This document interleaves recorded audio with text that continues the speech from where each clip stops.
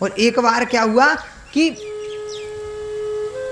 नारद जी महाराज ने एक सुंदर गुफा देखी, वहां जाके उनका मन बड़ा शांत हुआ और शांत चित्त से वहां तपस्या की तो देवताओं में हलचल मच गई कि भैया ये महात्मा तपस्या करेगा, काऊ दिन ये हमारी जो इंद्रासन है ना ये छीन ना ले। तो कामदेव को भेजा और कहा कि जाओ इनकी तपस्या भंग करो, कहीं हमसे इंद्रासन ना छीन ले ब्रह्मा जी से मांग के। कामदेव गया है, बहुत अपना प्रभाव विस्तारा, सब कुछ किया, लेकिन नारद जी की समाधि भंग ना कर सका। बाद में प्रणाम करके और चला गया, उनको प्रणाम करके फिर चला गया। जब वो गया तो नारद जी को ये बात पता लगी, सबने कही वाह महात्मा जी आप तो बहुत श्रेष्ठ महात्मा हैं, आपने तो कामदेव को जीत लिया। तो नारद जी के मन में भी ये बात आई कि मैं तो बहुत बड़ा महात्मा हूँ, मैंने तो कामदेव पे विजय प्राप्त कर ली है। जाके शंकर जी को ये चरित्र सुनाया। शिव जी को जब ये बात सुनाई ना तो शिव जी को अभिमान की थोड़ी सी दुर्गंध आई उनकी बातों में, अरे कामदेव को जीत लिया। शिव जी ने कहा देखो जिस तरह से मुझे सुनाया ना ऐसे भगवान को मत सुना देना, नहीं तो मैं तो कोई बात नहीं, मैं तो चल जाएगा मेरा काम। लेकिन भगवान जो है ना कभी भी अपने भक्तों के अंदर अभिमान नहीं देख सकते, वो कोई ना कोई उपाय करेंगे, फंसना जाना बाद में। नारद जी के मन में ये बात आई कि आखिर क्या बात है। अच्छा आप हमेशा से बड़े रहना चाहते हो, यदि हम बड़े बन रहे आज तो आपको जलन हो रही है। हम तो जाके कहेंगे, हम तो पोस्टर छपवाएंगे, न्यूज पे निकलवाएंगे, पेपर में निकलेगी कल सुबह दैनिक भास्कर में कि नारद जी ने काम पर विजय प्राप्त कर ली। हम तो सबको बताएंगे। गए हैं, उनका ठीक है, नहीं मानते हो तो कर लेना। आकर भगवान से कहा भगवान आज आपकी कृपा से हमने कामदेव पर विजय प्राप्त कर ली। अच्छा आप तो आप ही है महामुनि, आपकी तो बात ही अलग है।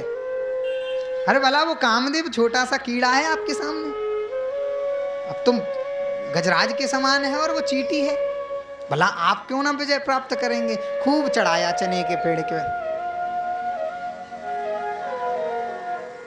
तो जब इस प्रकार से जब उनके मन में अभिमान हुआ तो भगवान ने फिर क्या किया, उनका ठीक है प्रणाम करके जब नारद जी आगे बढ़े तो भगवान ने एक अपनी माया से एक नगर रचा, एक नगर की रचना की। बिरचू मगमहु नगर ते सतयोजन विस्तार, उसका विस्तार कितना था 100 योजन। और श्रीनिवास पुरती अधिक रचना विविध प्रकार है, वो श्रीनिवास अर्थात भगवान के बैकुंठ से भी अधिक सुंदर था। और विश्व एक राजा थे वहां के, उनकी एक कुमारी कन्या थी, वो विवाह की योग्य हो गई थी, विश्व मोहिनी उसका नाम था। नारद जी कौतूहल बस रास्ते में उन्होंने देखा और उस भगवान की माया में उलझ गए। उस नगर में गए हैं, नगर में जाके कहा कि जब आए तो उस राजा ने प्रणाम किया, महात्मन मेरी पुत्री का भविष्य बताइए। भविष्य बताया है, भविष्य तो कुछ और बताना था लेकिन मन में से बना के कि जो यह वर है अमर सोई होई, जो इसका वर्ण करेगा वो अमर हो जाएगा। और तुम्हारी कन्या सब लक्षण संपन्न है। और खुद ही उस कन्या के ऊपर भगवान की माया पर मोहित हो गए। आज पुनः भगवान रास्ते में जा रहे थे नारद जी, उन्होंने कहा यदि इसका स्वयंवर होने वाला है और यदि मैं लेट हो गया तो फिर मेरा वर्ण ना करेगी, ये किसी और का वर्ण कर लेगी।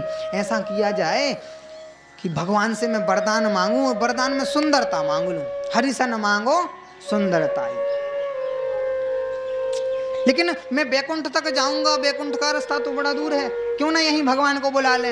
याद किया, प्रार्थना करी, भगवान तुरंत तैयार बैठे थे, मुझे तो आना ही है, तुम बस याद तो करो। भगवान तुरंत आए, बताइए नारद जी आखिर क्या सेवा कर सके हम।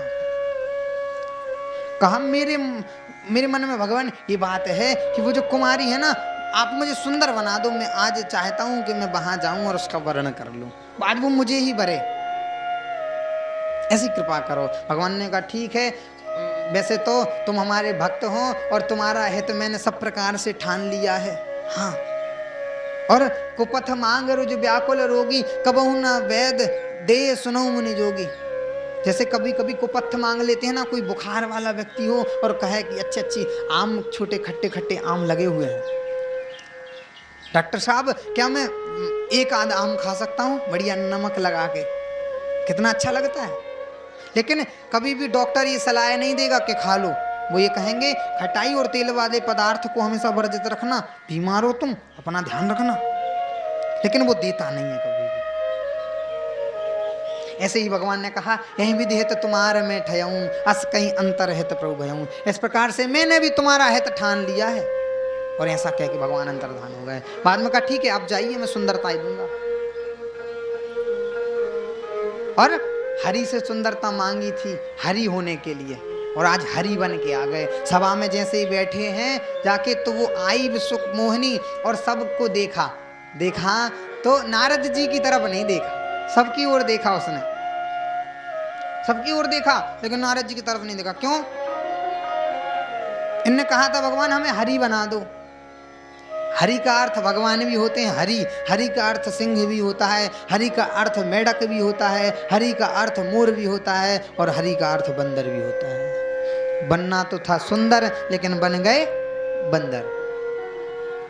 उसने नहीं देखा और भगवान को देखते जयमाला पहना के और वो भगवान के साथ चली गई। यहाँ पर नारद जी को बड़ी खिन्नता हुई। शिव जी के 2 गण थे पास में बैठे थे, उन्होंने कहा देखो अपना चेहरा उस आईने में। जाके उन्होंने देखा तो बंदर जैसे लगे और ये खिलखिला के हंस दिए। जब ये हंसे तो कहा जाओ निशाचर हो जाओ, तो मुझे देखकर हंसते हो, जाओ निशाचर हो जाओ। तो दोनों शिव गण वहां पर निशाचर बन गए। तो एक तो इस कारण से भी भगवान ने अवतार लिया।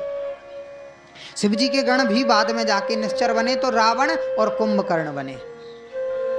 और भगवान रास्ते में गए तो वहां पे जाके जब इन्होंने देखा कि देखो भगवान खुद वर्ण करके ले गए और मुझसे कहा था कि मैं तुम्हें सुंदरता दूंगा, और छल किया हमारे साथ। परम स्वतंत्र न सिर पर कोई भावे मने करूं सोई सोई। तुम ऐसा करते हो, जाओ तुमने मुझसे आज मेरी स्त्री दूर करी है ना, मेरे मन में इसको पाने की इच्छा थी, तुम भी नारी विरह में दुख पाओगे, इसलिए भगवान राम बन के आए। और कपि आकृति तुम कीन हमारी, करी है की सहाय तुम्हारी। तुमने मेरी कपि आकृति की है, बानर तुम्हारी सहायता करेंगे, जाओ। भगवान ने कहा ठीक है, शीश चढ़ा के उस सांप को चल दिए रमानाथ। आगे बढ़े। एक तो ये कारण हो गया, एक कारण